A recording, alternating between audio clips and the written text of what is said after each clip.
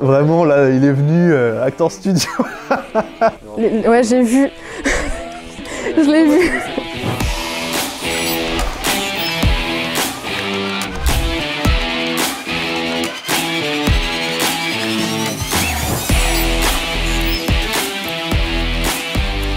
Alors la particularité de cette crise, c'est que le joueur se retrouve plongé dans un espèce de brouillard qui est réparti sur toute la carte. Lorsque le joueur y passe trop de temps, l'opérateur, ça va altérer ses sens et il va commencer à halluciner. Et il va finir par avoir une vision de la réalité qui va être altérée, biaisée et complètement faussée.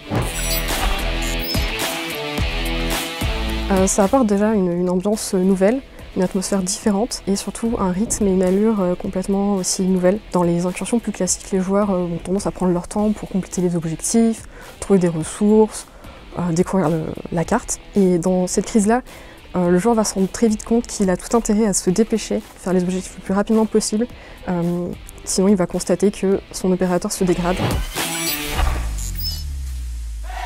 Il y a eu pas mal de modifications de design, du coup ça nous a demandé d'être très attentifs sur nos bugs et leur suivi, car ce qui pouvait être vrai la veille ne l'était plus le lendemain, et il fallait s'adapter et pouvoir fournir un suivi régulier et constant afin que les bugs remontés soient les plus légitimes possibles. Ensuite on a fait pas mal de sessions de balancing comme on appelle, c'est-à-dire d'équilibrage du mode.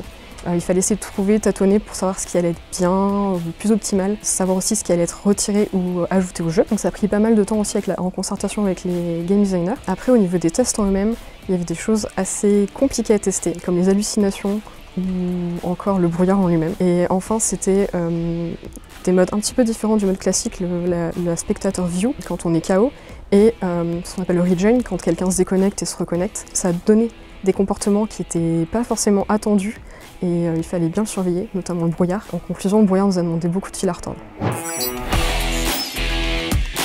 On voulait trouver la bonne recette, le bon équilibre dans la gestion des hallucinations. Ce qu'on voulait, c'était réussir à piéger les joueurs, qu'ils aient du mal à différencier le vrai du faux. Donc il a fallu trouver cet équilibre, cette recette, pour que les joueurs se fassent avoir en fait. Je pense qu'on a trouvé le bon compromis. Moi-même et l'équipe, on se fait avoir assez régulièrement, à gâcher des munitions, à déclencher des alertes alors qu'on a eu un faux Archéan en face de nous.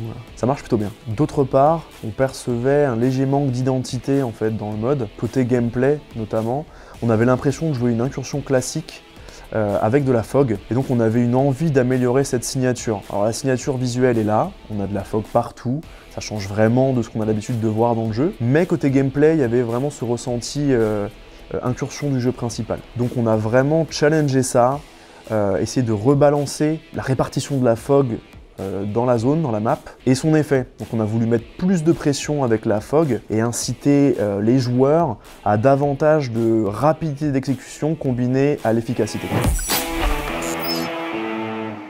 Pression, rapidité et dawa, pour rester poli.